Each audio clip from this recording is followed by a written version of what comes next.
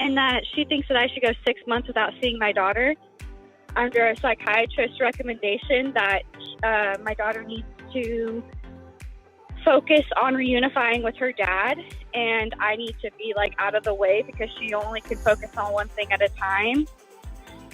And they don't want me to interfere with her reunifying with dad. Are these things normal?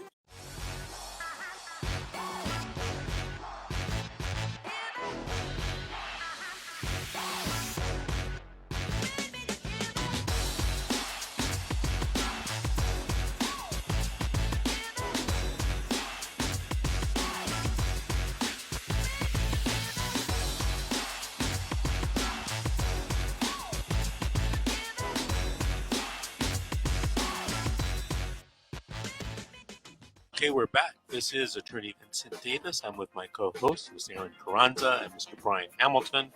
Aaron, can you tell our audience who you are and how to get in touch with you? I am a parent. I'm an advocate. I'm a victim of CPS. My daughter was removed illegally. She was taken without a warrant. They didn't contact my tribe.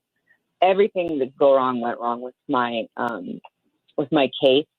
I decided in the middle of my case to leave the retail world, and I jumped headfirst into doing this and helping other parents get their children back, help them have good visits, help them navigate through this crazy visitation. Nobody told me what to do. I kind of figured it out, but so yeah, I'm here to help other parents get through this, because reunification, I think, is the most important, because that's their whole goal, right? Is to reunify you with your child. So I help you. I help you get a better quote unquote score with CPS. What's the name of your Facebook page? It is CPS Family Reunification Coaching and Motivation. Okay, and if somebody wanted to give you a call, what number would they call? They can call 909-579-7891, or they can get a hold of me through Mr. Davis's offices. Okay, very good. Let's jump to the next call, again in Northern California. Cassie, did you have a story to tell or a question to ask? A little bit of both. I wanted to give a brief before I ask the question, if that's okay. Go ahead. I was wondering, for family reunification, say that you got reunification with your ex over a shared child, and you did that for 12 months. And at the last meeting you had with your social worker, she said that she was going to, well, for me, she said she was going to do an extension for 6 months for both of us. And then the next month, she told me that she was ordering termination of my rights, but continuing 6 months for the dad's rights. And that she thinks that I should go 6 months without seeing my daughter under a psychiatrist's recommendation that my daughter needs to focus on reunifying with her dad, and I need to be like out of the way because she only can focus on one thing at a time. And they don't want me to interfere with her reunifying with dad. Are these things normal? No, not at all. Are they? Have I ever heard of that type of scenario? Yes, it's rare, very rare. I mean, the psychologist who's recommending that would have to have some, damn good reasons to say that you can't visit with your child so that the child could reunify with the father. Now, theoretically, it could happen, but that's just a very unusual thing because CPS cases are supposed to be focused on family reunification, not just father reunification. They'd have to prove that you're somehow a detriment or a risk to this child. I don't know anything about your case. You sound like a nice lady. I mean, but you could be just the exact opposite. I don't know. But it's very rare for someone to make that type of recommendation. Yeah, I was confused about it too. And they're trying to say, well, I mean, we have proof that the last year my daughter and her therapy group has had struggles with child mother abandonment has been the main issue that's come up in all of her therapy sessions from being separated from me. And another theme that has come up in visitation is she's always saying she wants to be home and she wants to be with me and asking questions of when she gets to come home to me. And the supervised visits, I've been supervised the entire year, by the way. And every single visit shows nothing but positive, and it even shows growth in my parenting towards her. Well, so you have an attorney, right? I do, but my attorney says that I should just do what CPS recommends. And the judge actually took away 6 weeks of visitation from me and I felt like in a criminal case, you know how they go over your options? Well, that's basically what happened on Thursday. Is they went over my options. I can either go 2 weeks without seeing her, 6 months without seeing her, or I can agree to go 6 weeks without seeing her. What was so that she can, and the reason is so that she can safely reunify in her dad's home without my interference, and she can only focus on. They're saying that what I need to do is I need to put my daughter first.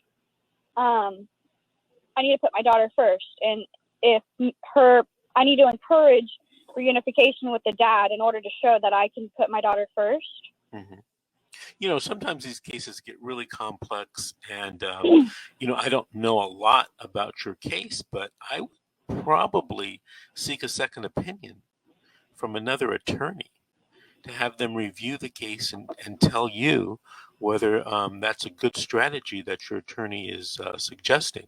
Now, let's give credit to your attorney. I guess he knows or she knows about the case, and I don't. I'm just some random guy on the radio. But you know, if they're recommending you not see your child for a period of time, I talk to another attorney just to get a second opinion, and then I decide, you know, whether I want to appeal that decision or not, because that is an unusual recommendation, not impossible, but a very unusual recommendation.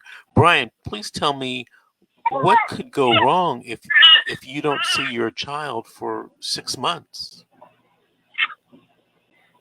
Well, a lot of things can obviously go wrong. I think the biggest issue is just the concern about, you know, attachment, making sure that the kid is, you know, aware that mom is trying to make it, you know, is trying to make some sort of a connection.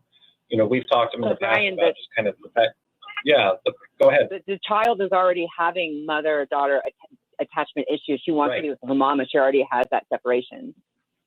Right. And so again, it's that same issue that I'm talking about, is that basically they can start to feel abandoned, as you know, it sounds like it's coming up in her therapy sessions, and she may not fully understand what's happening right now, and so keeping you away from your daughter is going to be something that is ultimately detrimental. And so, you know, I'm not sure what the legal argument would be in that particular case, but I would just say it would be very important to try and you know, reestablish that contact if that's possible. So I'll let Vince kind of talk about like how to make that happen. 2 minutes. They said that they're going to remove me from her life for the next 6 weeks for right now for a trial run to see how she does. And I feel like they're really testing the waters. And I've been supervised this whole time, like I said.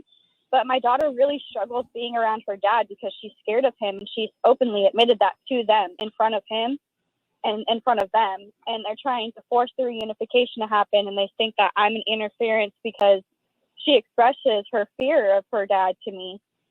And they don't like that. And on top of that, they said that if I don't leave my current husband, that they're not going to even try to reunify me with my daughter in general. And my current husband I have 3 kids with him. And are they in your custody? They're not in or one of them is, yes, not the other 2. Huh. Did CPS take the other 2? CPS in a different county took the other 2.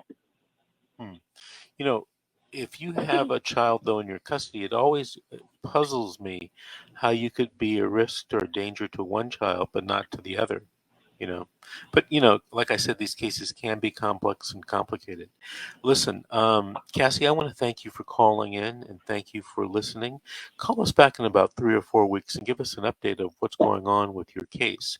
And I hope by that time you will have told me, or you will tell me, that you did go out and get a second opinion just to see what's going on. I'm not going to mention the county you're in, but your county is not one of my favorite counties when it comes to doing CPS cases. They're very hard on parents, very hard on parents, and I think sometimes in a lot of cases, unusually so. Cassie, again, thank you for calling in. This is The Secret: How to Fight Child Protective Services and Win. We'll be back after these messages.